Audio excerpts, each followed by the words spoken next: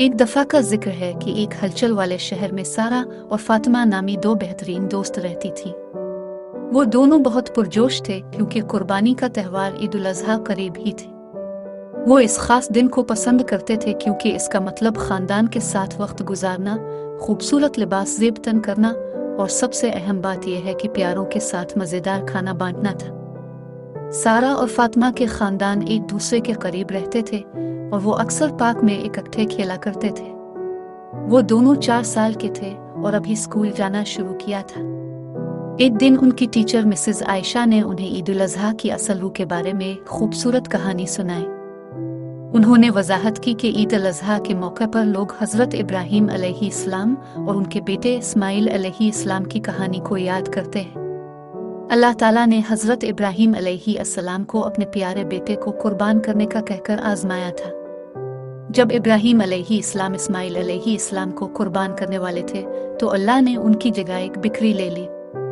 इस दिन के बाद से मुसलमान इस अक़ीदत और कुर्बानी को याद करने के लिए ईद उल अज़हा मनाते हैं। सारा और फातिमा इस कहानी से मुतवज्जे हुई और ईद उल अज़हा का इंतज़ार नहीं कर सकी। बड़े दिन की सुबह वो जल्दी उठते थे और अपने नए कपड़े पहनते थे। उनके अहल खाना नमाज अदा करने और उनको मिलने वाली तमाम नेमतों पर अल्लाह का शुक्र अदा करने मस्जिद गए। नमाज के बाद सारा और फातिमा के अहल खाना ने एक लजीज दावत का एहतमाम किया। उन्होंने मुंह में पानी भरने वाली बिरयानी, रसीले कबाब और मीठी मीठी चीजें पकाई। महक से हुआ भर गई, सबके मुंह में पानी आ गया। लेकिन सारा और फातिमा जानती थी कि ईद उल अज़हा सिर्फ खुद लजीज खानों से लुत्फ अंदोज होने का नाम नहीं है, यह दूसरों के साथ इश्तिराक करने के बारे में था, खास तौर पर ज़रूरतमंदों के साथ। सारा और फातिमा ने एक शानदार मंसूबा बनाया। उन्होंने कुर्बानी के जानवर के गोश्त का एक हिस्सा बचाने और गरीबों के साथ बांटने का फैसला किया।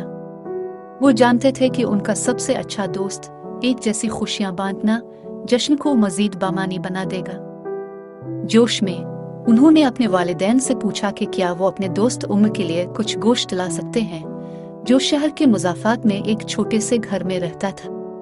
उमर माली मुश्किलात के बाइस ईद अपने खानदान के साथ नहीं मना सकी। जब इनके वालिदैन ने गौर तलब दरख्वास्त सुनी तो उन्हें सारा और फातिमा के सखी दिलों पर बहुत फख्र हुआ।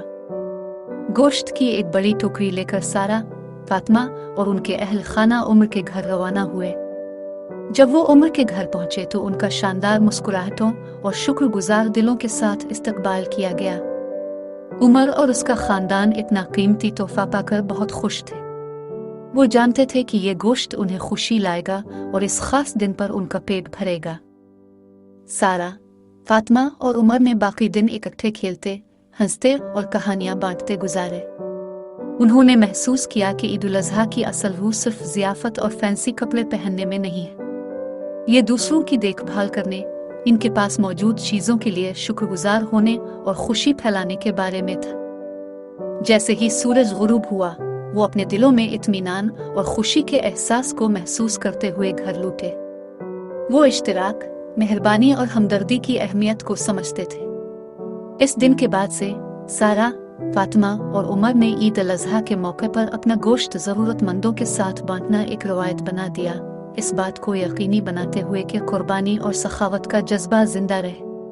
और उसी तरह प्यारे बच्चों, कहानी का अखलाक यह है कि ईद उल अज़हा हमें खुशी बांटने और दूसरों का ख्याल रखने का दर्स देती है।